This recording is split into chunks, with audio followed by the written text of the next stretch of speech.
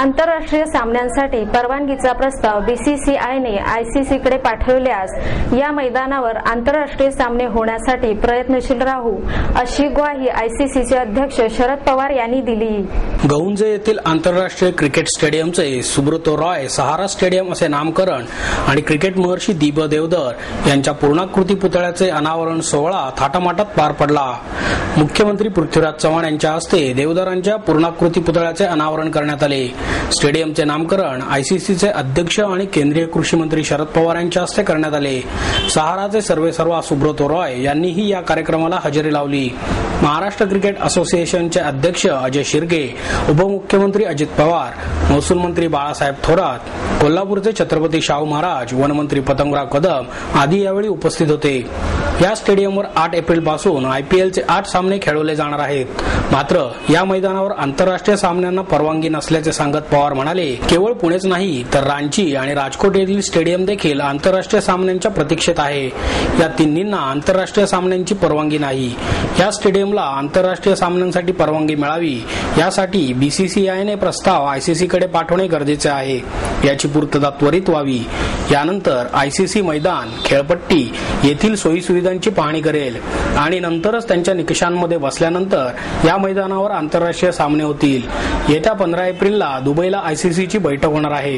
या स्टेडियम विषयी बोलताना पवार म्हणाले, जगभरातील अनेक आंतरराष्ट्रीय स्टेडियम पाहिले आहेत, त्याच तोडीचे पुण्यातील हे स्टेडियमही झाले आहे। अजय शिर्के यांनी लंडनमध्ये षटकार मारत अनेक जाणकारांना बरोबर घेत या उच्च दर्जाच्या स्टेडियमची पाहणी केली आहे।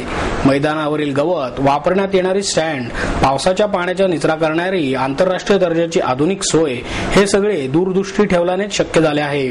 मुंबईत वानखेडे स्टेडियम पेक्षाही हे स्टेडियम उजवे ठरल्याचेही पवारांनी आवर्जून नमूद केले। यावेळी मुख्यमंत्र्यांनीही आपल्या भाषणात या स्टेडियमचे कौतुक केले। या स्टेडियमला सुब्रतो रॉय सहारा असे नाव दिले आहे। याबाबत मात्र ओशाळल्यासारखे वाटत असल्याची खंत खुद्द सुब्रतो रॉय यांनी आपल्या भाषणात व्यक्त केली। ते म्हणाले, या स्टेडियमचे नाव सहारा स्टेडियम असावे असे वाटत होते, मात्र माझ्या नावाने हे स्टेडियम ओळखले जाणार आहे। आपले नाव वगळावे आणि केवळ सहारा ठेवावे यासाठी नियमावलीत बदल करण्याची विनंती करण्यात येणार असल्याचेही रॉय यांनी यावेळी नमूद केले। मी ऑस्ट्रेलियामधली स्टेडियम पाहिजे, साऊथ आफ्रिकेमधली पाहिजे, पाकिस्तान, बांगलादेश, इंग्लंड आणि जगात जी उत्तम स्टेडियम आहे त्याच्यामध्ये ज्या सुविधा आहेत आणि त्याच्यामध्ये जे ग्राउंडचा दर्जा आहे, या सगळ्याच्या संदर्भात या देशामध्ये आज कुठं काम केलंय हा प्रश्न मला कोणी विचारला तर मला सांगावं लागेल की पुण्याचं महाराष्ट्र क्रिकेट असोसिएशनचे स्टेडियम, या स्टेडियमचा दर्जा अतिशय उत्तम आहे। अजय शिर्क्यांनी अनेक चक्रा लंडनमध्ये टाकून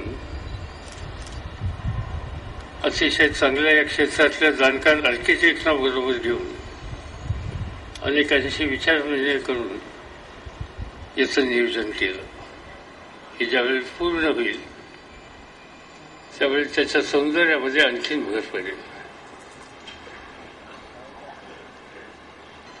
ग्रास म्हणून ओळखलं जातं की अतिशय उच्च दर्जाचं ग्रास ते या ठिकाणी आहे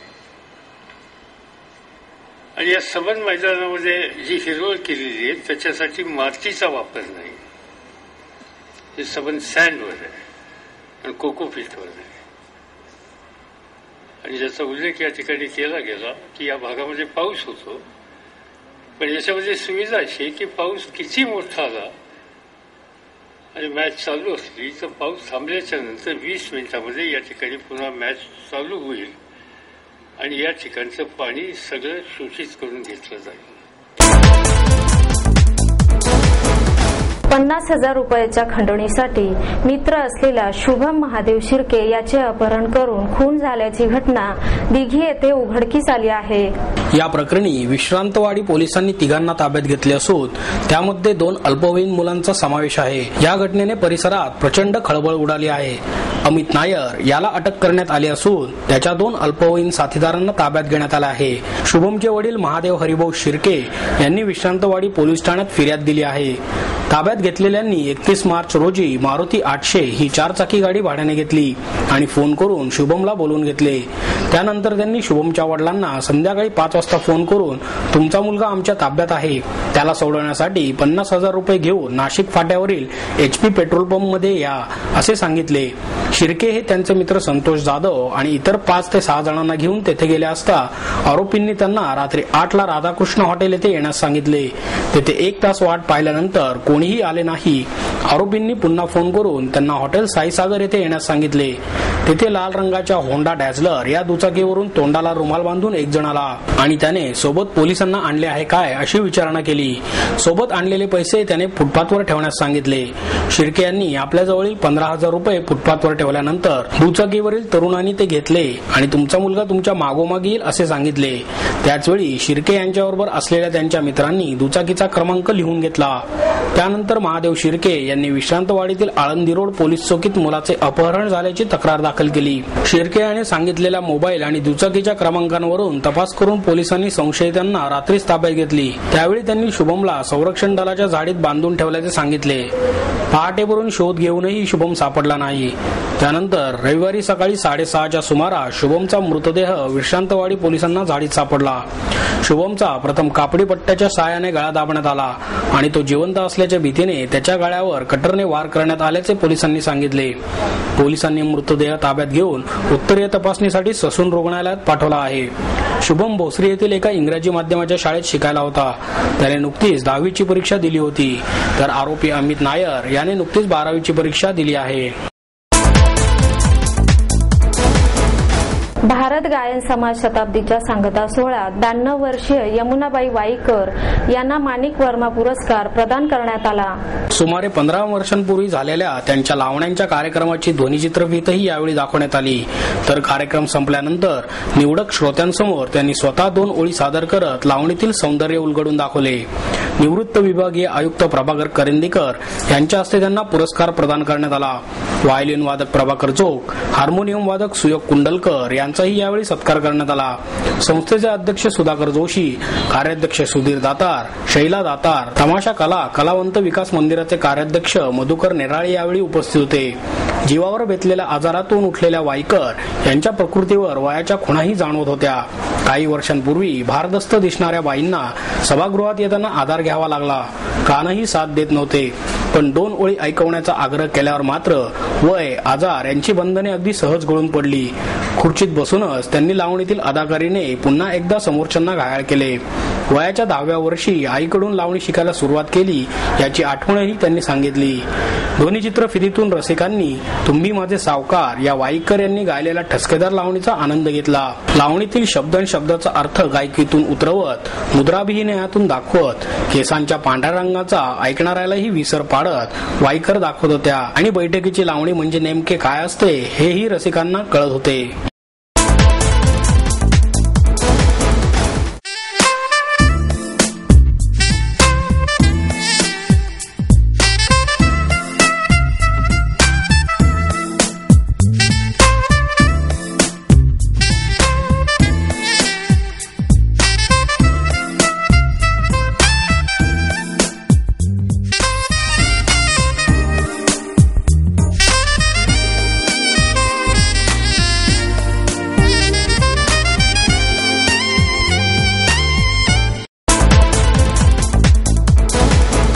मागील वर्षी 1080 कोटी असणारे जकातीचे उत्पन्न यंदा 1250 कोटी रुपयांवर पोहोचले आहे, अशी माहिती जकात विभागाचे प्रमुख हेमंत निकम यांनी दिली।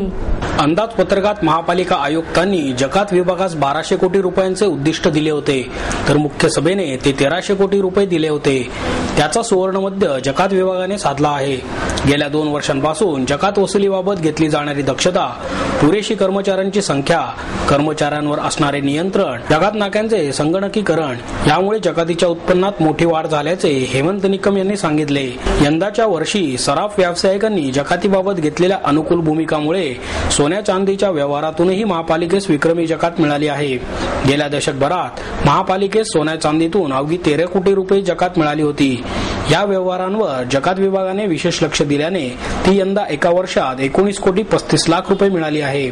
जकात विभागास प्रामुख्याने मशीन पार्ट म्हणून 107 कोटी, लोखंडातून 90 कोटी, सिमेंटमधून 91 कोटी, इलेक्ट्रॉनिक वस्तूंमधून 81 कोटी, मोबाईल ॲक्सेसरीज मधून 32 कोटी, दारूमधून 41 कोटी, तर सिगरेटमधून 21 कोटी आणि सॉफ्टवेअर उत्पादनातून तब्बल 81 कोटी रुपये उत्पन्न मिळाल्याचे निकम यांनी सांगितले. पुढील वर्षासाठी जकात विभागाकडून कापड, इलेक्ट्रॉनिक वस्तू आणि बांधकाम वस्तूंवर विशेष लक्ष देण्यात येणार असून जकात चोरी रोखण्यासाठी शहरात येणाऱ्या सर्व वाहनांवर रेडिओ फ्रिक्वेन्सी आयडेंटिफिकेशन डिव्हाइस बसवण्यात येणार असल्याचे निकम यांनी सांगितले. याशिवाय गस्ती पथक वाढवणे, उपरस्त्यावर नवे नाके उभारणे, प्रत्येक नाक्यावर बंदूकधारी शिपाई नेमणे यासारख्या उपाययोजना राबवण्यात येणार आहेत. तसेच 5 वर्षांहून अधिक जकात विभागात असलेल्या कर्मचाऱ्यांची बदली करण्यात येणार असल्याचेही निकम यांनी यावेळी सांगितले. काल चैत्र शुद्ध अष्टमीला ऐतिहासिक लाल महालात शिवतेज दिन मोठ्या उत्साहात साजरा करण्यात आला. त्यानिमित्त महालाला पुणे महापालिकेच्या वतीने विद्युत रोषणाई करण्यात आली होती. लाल महाल परिसरातील वातावरण शिवाजीमय झाले होते. कसबा पेठेतील युवकांनी शिवाजी महाराजांच्या मूर्तीची सजवलेल्या पालखीतून मिरवणूक काढून कसबा पेठेस नगर प्रदक्षिणा केली. या मिरवणुकीमध्ये मर्दानी खेळाचे पथक, ढोल ताशांचे पथक आणि शिवाजी महाराजांच्या वेशातील अश्वरूढ कलाकार आणि त्याच्या साथीदार मावळ्यांचे पथक सहभागी झाल्यामुळे आकर्षकता जाणवत होती. कसबा पेठेत ठिकठिकाणी स्वागत, औक्षण, पुष्पवृष्टी करण्यात आली. शिवरायांनी 349 वर्षांपूर्वी लाल महालात मुक्काम ठोकून बसलेल्या आणि स्वराज्याच्या रयतेला छळणाऱ्या शाहिस्तेखानाला अद्दल घडवून स्वराज्यामध्ये जबरदस्त दहशत निर्माण केली. त्या पराक्रमी घटनेची स्मृती जपण्यासाठी गेली 10 वर्षे लाल महालात शिवतेज दिन साजरा करण्यात येतो.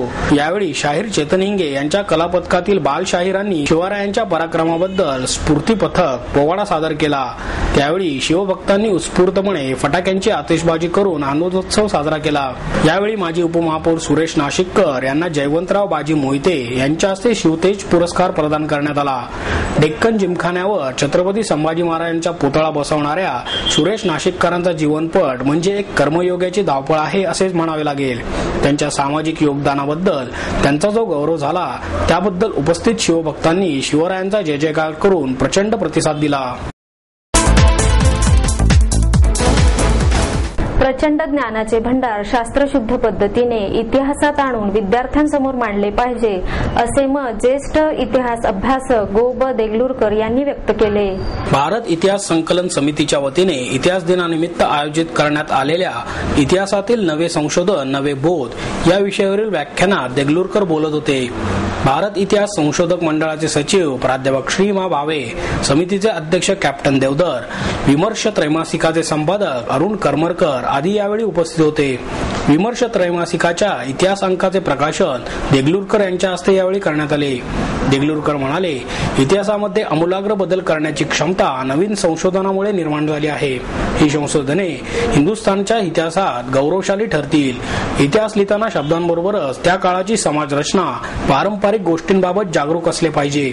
इतिहासातील सर्व गोष्टींमध्ये सुसूत्रता आणून भाष्य करता आले पाहिजे. चतुरस्त्र अभ्यास करणारे इतिहासकार महाराष्ट्राला लाभत नाहीत हे दुर्दैव आहे. जुन्या गोष्टी नव्या दृष्टिकोनातून समोर आणल्या तर आडकाठी घातली जाते. इतिहासाबाबत आस्था बाळगली जात नसून त्याकडे दुर्लक्ष केले जात आहे. इतिहासाकडे जागरूकपणे पाहून तसे आचरण होणे आवश्यक आहे. काही लोकांनी पसरवलेल्या आणि आपल्या अज्ञानामुळे इतिहास विश्वसनीय वाटत नाही. हडप्पा ही वैदिक संस्कृती होती असे निष्कर्ष समोर आले असल्याचे देगलूरकर यांनी यावेळी सांगितले. आणि याबरोबरच हे बातमीपत्र संपलं. पुन्हा भेटूया उद्या याच वेळी. नमस्कार.